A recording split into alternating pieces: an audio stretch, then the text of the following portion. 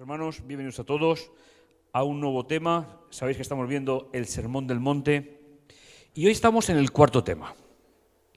Antes de introducirnos en la temática que vamos a ver en el día de hoy, que lleva por título La superioridad moral del mensaje de Jesús, me gustaría que pudiésemos leer brevemente una parte de la sección del capítulo anterior.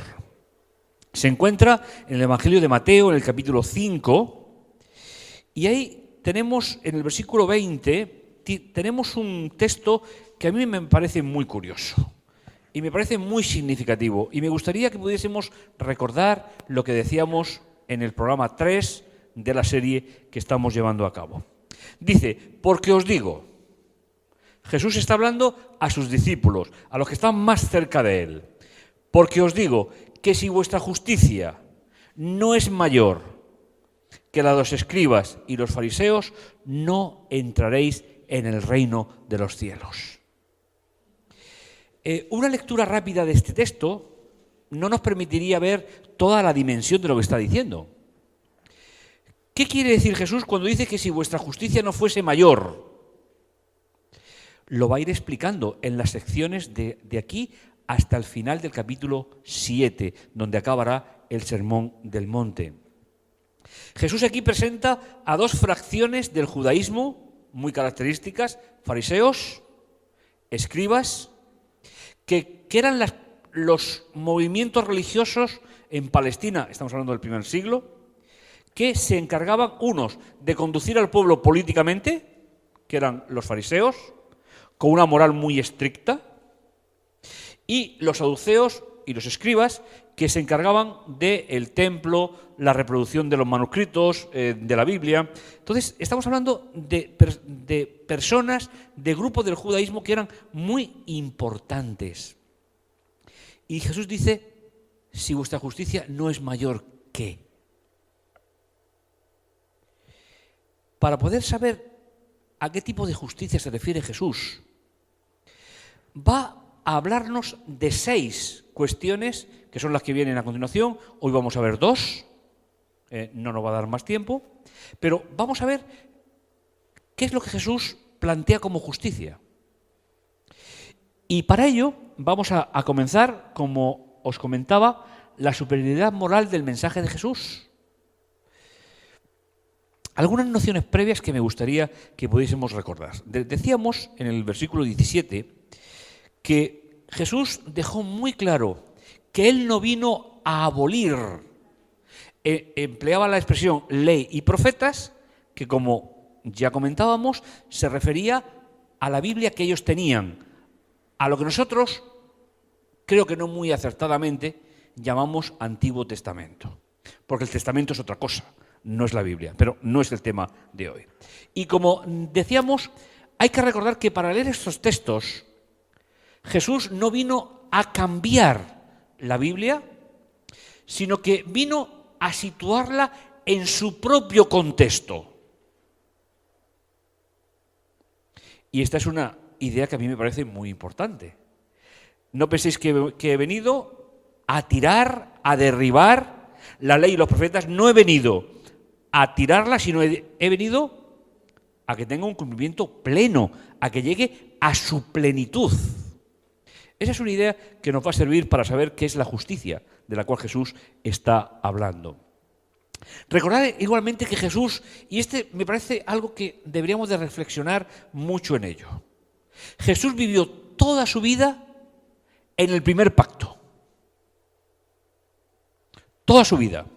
Ese pacto que Dios hizo con Moisés en el Sinaí, 1500 años antes, y para poder entender lo que viene a continuación, es decir, esos 6 principios fundamentales del Evangelio de Jesús en el sermón, tenemos que recordar que Jesús no habría podido cambiar nada del primer pacto sin haber cometido pecado. ¿Podía Jesús cambiar cualquier jota o cualquier tilde de la ley y los profetas? No, no podía. No podía. Por principio no podía. Porque Dios no está por encima de su obra, sino que la obra es la consecuencia de lo que Dios hace por el ser humano. Entonces no podía, de ninguna manera. Por lo tanto, cuando nosotros hablamos del primer pacto, ese pacto está en funcionamiento hasta la resurrección de Jesús. Y después de resucitar solo estuvo 40 días con nosotros. Y prácticamente no se menciona nada de que Jesús cambiara, diese otro sentido. Por lo tanto, cuando leamos los textos que vamos a empezar hoy, en el itinerario que empezamos hoy, de ver esa superioridad moral de lo que Jesús nos dice con respecto a lo que los seres humanos hacemos, tenemos que tener en cuenta que Jesús hubiese cambiado algo del primer pacto. ¿Habría cometido pecado? Sí. Y si Jesús hubiese cometido pecado, ¿qué sería de nosotros? ¿Veis? Este es un principio que es muy importante. Por lo tanto, Jesús, todo lo que dice, incluido del sábado, lo dice para ponerlo en el lugar que le corresponde, no para cambiarlo. Porque si en la vida de Jesús, antes de su resurrección, hubiesen empezado a cambiar lo que se sustentaba el pacto, habrían cometido pecado. Y Jesús habría cometido pecado. ¿Y qué hubiese sido de nosotros si Jesús comete pecado? Ese es un poquito, podemos imaginarlo o ni tan siquiera imaginarlo. Para Jesús, mis queridos hermanos, para Jesús, las relaciones interpersonales forman parte de su religión. Es decir, los creyentes, ¿cómo tiene que ser la relación entre nosotros? ¿Según los criterios de quién? ¿De la sociedad? ¿Del mundo en el que vivimos? No. Para Jesús, las relaciones entre nosotros, interpersonales, entre nosotros, forman parte de la transformación del carácter de sus seguidores, indicando que una relación personal rota invalida cualquier precepto religioso. No sé si estáis de acuerdo con esta idea. Pero, ¿cómo mostramos nosotros que somos seguidores de Jesús? ¿Cómo nos tratamos? Entre nosotros. Por eso, una relación interpersonal rota deja de ser el ideal que Jesús tiene para cada uno de nosotros. Las secciones que vamos a empezar a analizar desde el punto de vista histórico-gramatical van contra la teología de los escribas que eran especialistas en interpretar la ley de los padres o la ley oral. Es decir, en la época de Jesús había muchísimas leyes, muchas leyes, que no pertenecían a la ley de Dios, que no pertenecían a la Biblia que ellos tenían, sino que se habían añadido a esa ley y que formaba parte de las obligaciones de los que vivían en aquel entonces. Pero nosotros nos vamos a dedicar exclusivamente a ver lo que Jesús nos dijo, lo que Jesús nos enseñó. Vamos a ver dos primeras secciones en el tema de hoy, una que es sobre la enseñanza sobre el homicidio y otra sobre la enseñanza sobre el adulterio. 5 del 21 al 26 y 5 del 27 al 30. Son las dos secciones constituyentes que vamos a dedicar unos minutos en el día de hoy. Y me gustaría que pudiésemos pensar en el contexto donde lo hemos situado. Jesús no puede cambiar nada, no es el momento, no es la circunstancia. Jesús vivió toda su vida acorde con la voluntad de Dios y vivió dentro del primer pacto, menos 40 días. Eso es un detalle que es muy importante para nuestra reflexión. Por lo tanto, lo que vamos a ver, lo que vamos a estudiar no es un cambio de la ley, no es un cambio de lo que está escrito en la Biblia, sino es volver a darle el verdadero significado, el verdadero sentido. ¿De acuerdo? Pues vamos a empezar por la primera. La enseñanza de Jesús acerca del homicidio, versículo del 21 hasta el 26.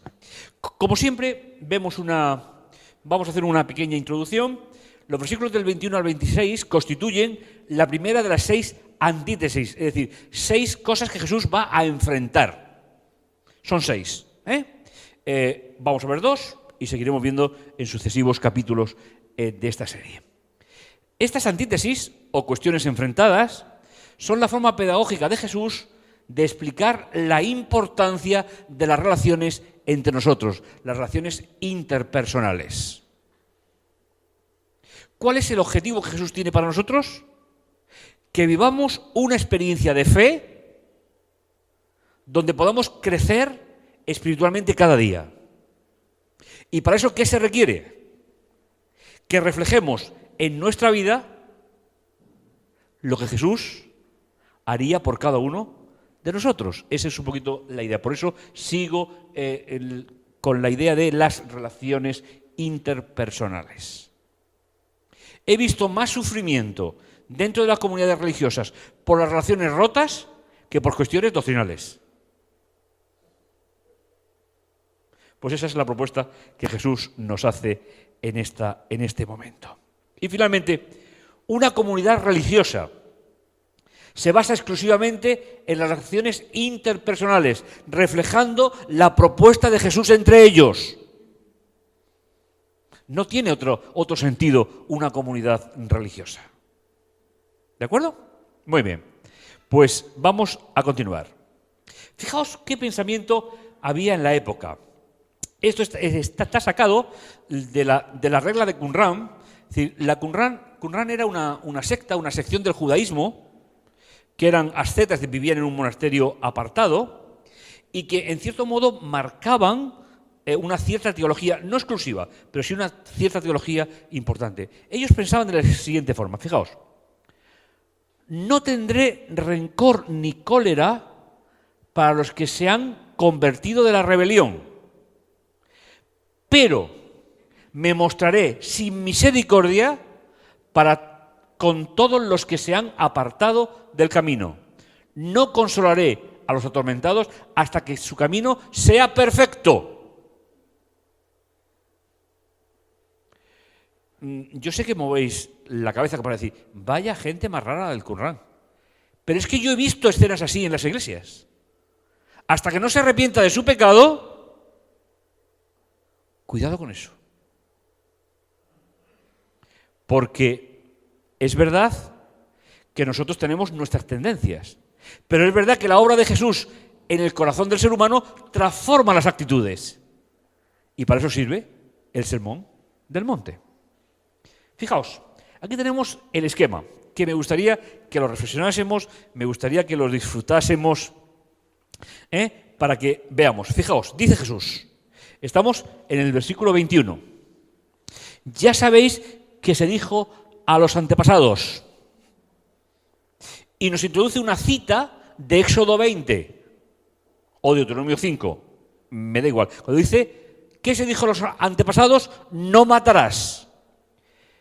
¿Eso es un principio? Es un principio bíblico. Pero ¿cuál es el matiz que Jesús quiere darle a ese principio, digamos, grande? A ese principio que es el carácter de Dios.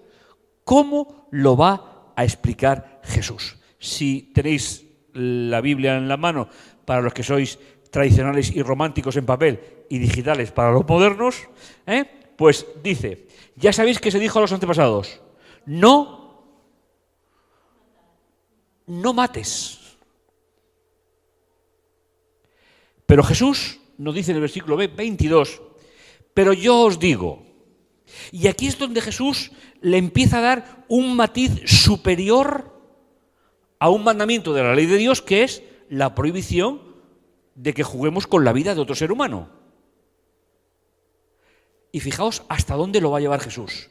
Porque va a utilizar tres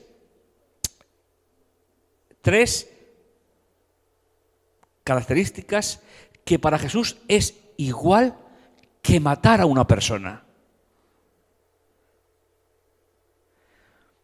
Y después os contaré una historia que viví en un momento determinado en un lugar donde pasé algunos años.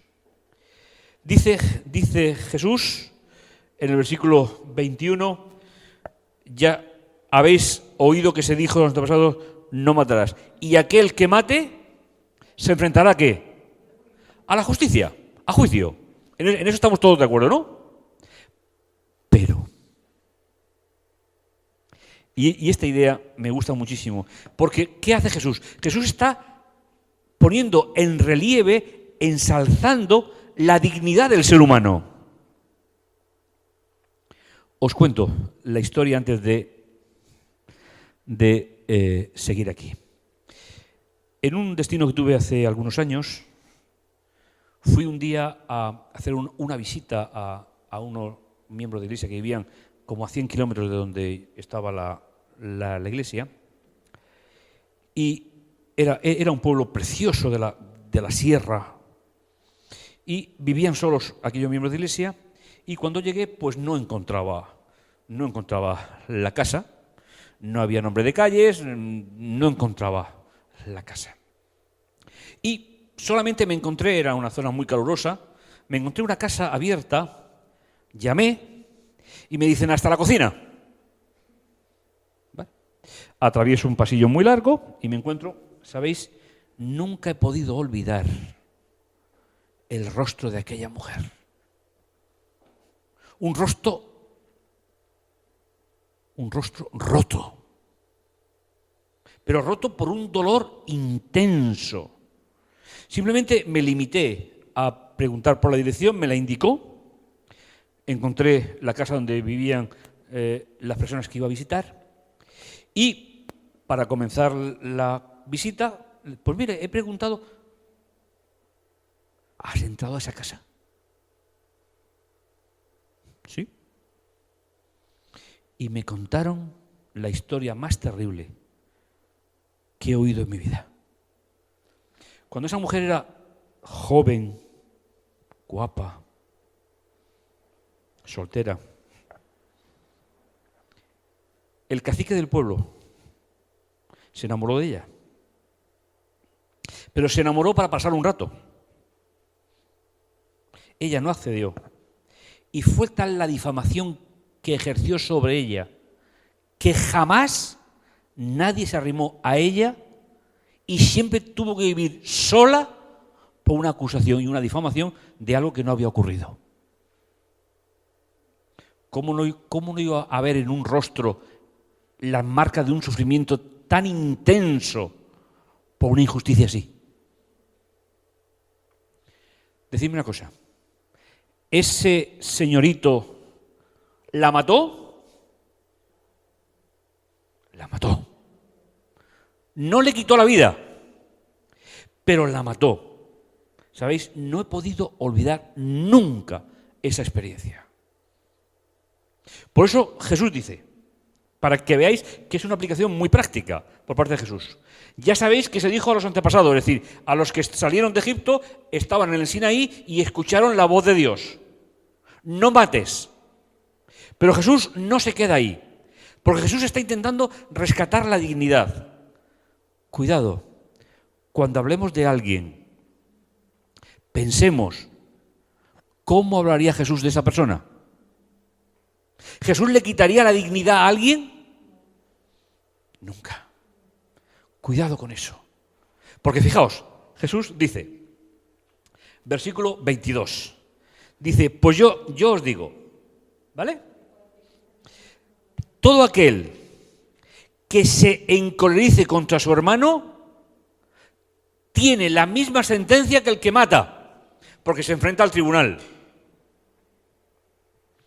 ¿Veis cómo Jesús está modelando un principio eterno como es no matarás y aplicándolo a la vida diaria de una comunidad religiosa o una familia o una sociedad? Me valdría igual. Si alguien, dice el versículo, se encoleriza, ¿tenéis algún término que nos pueda ayudar? Por si encolerizar es un poco...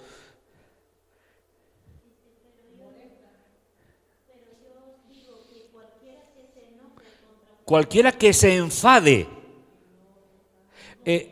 Aquí estamos hablando de cosas muy diarias, ¿eh? Matar, yo todavía no he matado a nadie. Y como veis, a mí tampoco me lo han hecho. Pero, ¿y cuando hablamos de alguien que ya son cosas más cercanas, ¿qué estamos haciendo con la dignidad de esa persona? ¿El ministerio de Jesús en la tierra y en el cielo también, no es también por aquellas personas que se equivocan?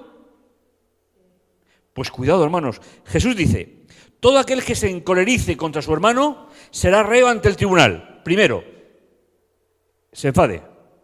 Segundo, dice, pero el que llame a su hermano imbécil será reo ante el tribunal de los hombres. Pero todavía hay otra tercera, que es injurie. Y dice, y el que llame renegado será reo. ¿De qué? Las traducciones suelen traducir por infierno, pero el término original dice cementerio.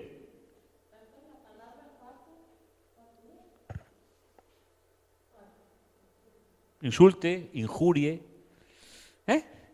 Es decir, ¿de qué será reo? Ese es el nombre hebreo para el cementerio, donde residían donde dejaban a su muerto y donde tenían una incineradora de los residuos de la ciudad. Por eso el fuego no se ha apagado nunca. Pero fijaos qué importante. Nosotros hablamos siempre, los 10 mandamientos. Todo el mundo está de acuerdo que hay un mandamiento que dice no matarás. Pero ¿qué pasa cuando yo me convierto en juez de la dignidad de un hermano? Lo estoy matando en vida. Y estoy pecando. Fijaos qué idea más bonita de Jesús. Jesús no está cambiando la ley. Jesús la está situando en el contexto más próximo, en el contexto interpersonal. Pero decidme una cosa, ¿no necesitamos nosotros mucho más la ley interpersonal que los grandes principios que a veces se nos escapan? Hay 3 cosas que son fundamentales. Aparte de matar está el que se enemista, el que insulta o el que injuria. Hermanos, ¿conocemos los motivos del corazón de nuestros hermanos? Cuando damos una opinión sobre alguien que nos parece, ¿estamos seguros que eso es así? Cuidado con eso. La segunda parte central, versículos 23 y 24, fijaos cómo Jesús supedita la experiencia religiosa a tener una experiencia entre nosotros. Dice el versículo 23, si pues al presentar tu ofrenda en el altar, es decir, cuando estamos hablando del momento en que todavía funcionaba el primer templo, es decir, el templo de Jerusalén, y todavía se llevaban las ofrendas, al templo. ¿Quiere Jesús mis ofrendas si tengo problemas con vosotros? No. Es importante. Dice Jesús, si al presentar tu ofrenda en el altar te acuerdas que tienes un hermano tuyo que tiene algo contra ti,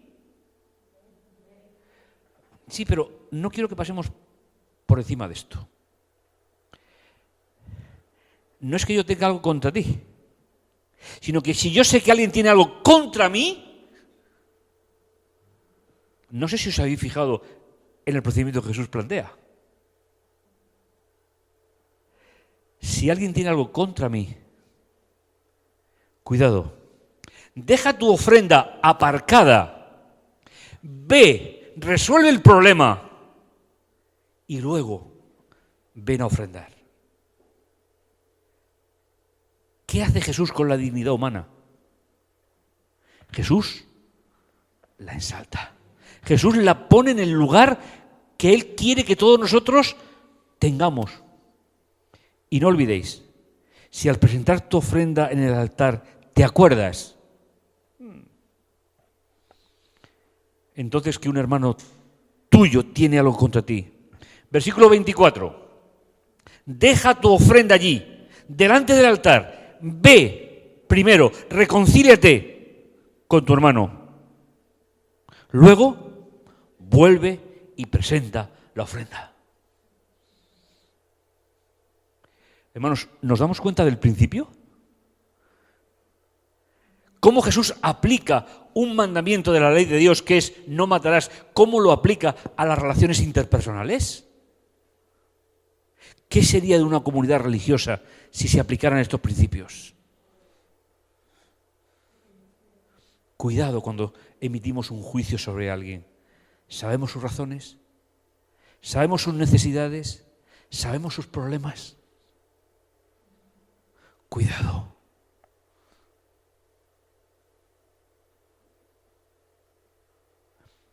Y finalmente, para acabar esta pequeña sección, versículos 25 y 26, que es paralelo con el versículo 21, nos dice: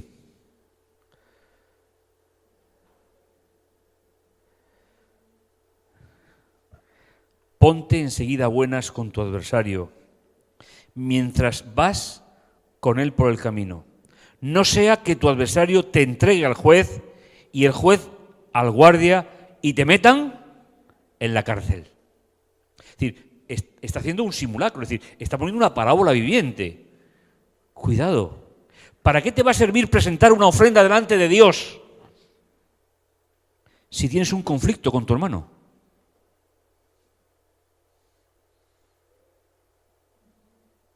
Hermanos, esto es palabra de Dios. No son palabras mías. Es palabra de Dios. Así que cuidado cómo juzgamos, cuidado cómo tratamos a los demás. Y el versículo 26 termina diciendo: yo te aseguro, no saldrás de allí hasta que hayas pagado hasta lo último de tu condena. Esa es la primera de las 6 comparaciones que Jesús dice. ¿Cuál es la comparación? Se dijo a los antepasados, mas yo os digo. ¿Está Jesús anulando el mandamiento? No. ¿Qué está haciendo? Jesús está diciendo que el mandamiento se tiene que cumplir siempre en un ser humano, en una experiencia religiosa, en una experiencia social. Y cuidado, podemos quitar la vida poco a poco a una persona si es juzgada de forma injusta. Decidme una cosa, ¿no ha habido alguna vez que se haya hablado mal de vosotros de forma injusta y siendo una mentira? ¿Cómo nos sienta?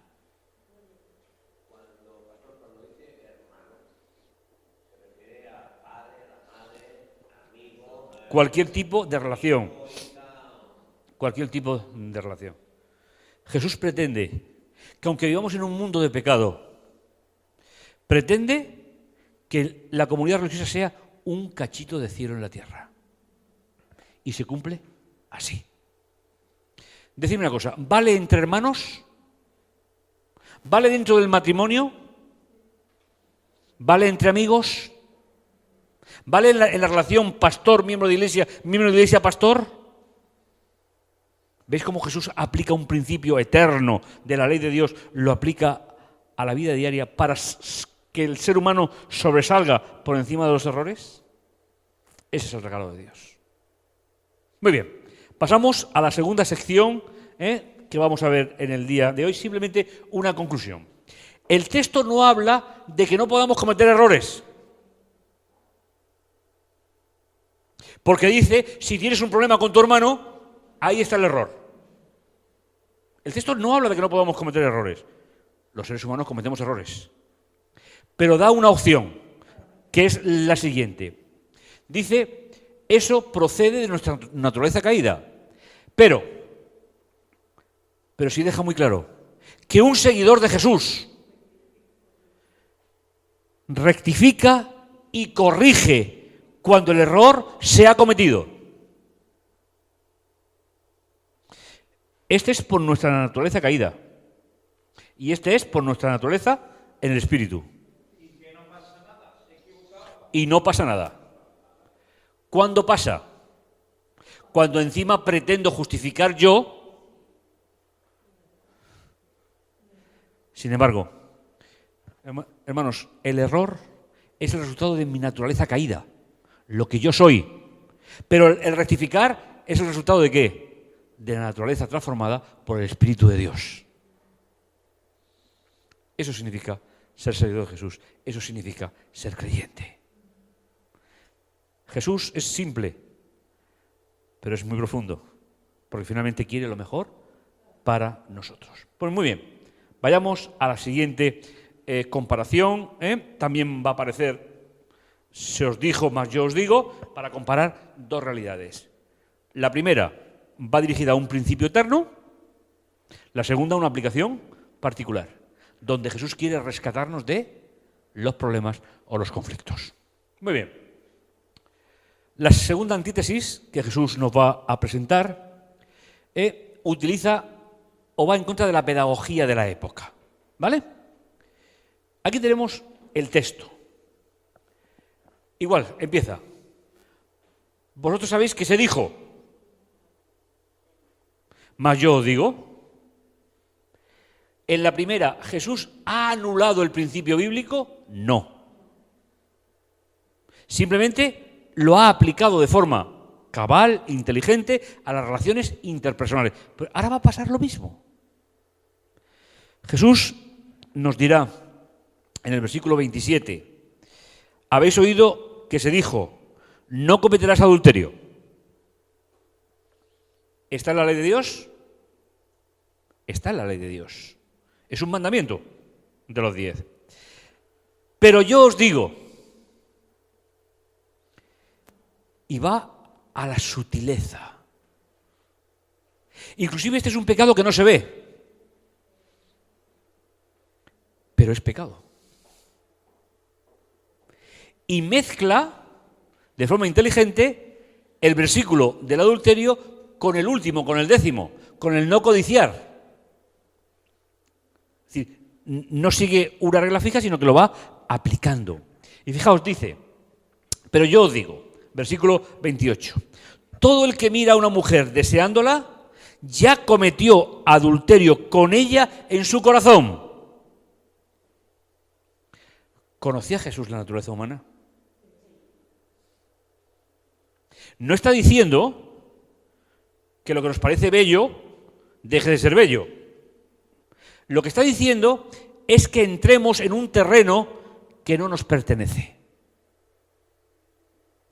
Porque está hablando de una mujer que está casada, que tiene una relación matrimonial y que pertenece a otra estructura diferente a la mía.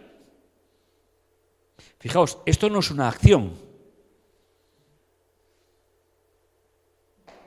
Es muy curioso. ¿Veis la sutileza? En la anterior, matar es una acción, pero las tres condiciones que Jesús da, que son casi iguales o son iguales, son actitudes. Pues aquí pasa igual. ¿Veis? Jesús pone el fundamento que es no cometerás adulterio. Pero dice, el que mira a una mujer casada deseándola, ya adulteró con ella en su corazón.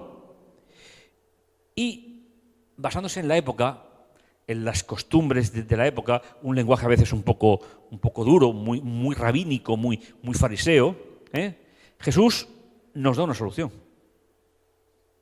Drástica, pero importante. Versículo 29. Jesús dice, si tu ojo, ¿por qué menciona el ojo? Porque es con el que el hombre, más que la mujer por definición, es por donde viene el sentimiento. Si tu ojo derecho, en este caso, te es ocasión de pecar, sácalo y arrójalo de ti. Yo creo que es mejor que rectifiquemos antes. Tampoco hace falta. Pero Jesús nos está llevando a ese extremo importante. ¿De acuerdo, hermanos? Y si tu pie, que sería la siguiente parte, la mano derecha, tu pie, es decir, el pie es el que te lleva hacia esa persona en el caso de que ya quieras traspasar del pensamiento a la acción. Jesús es muy gráfico. Si pues tu ojo derecho te es ocasión de pecado, sácatelo y arrójalo de ti, más te conviene que pierdas uno de tus miembros que no todo tu cuerpo sea arrojado. ¿A dónde? A la cadena, al cementerio. Y finalmente, tal como Jesús lo plantea, ¿qué está haciendo Jesús aquí? Está rescatando la dignidad de la persona.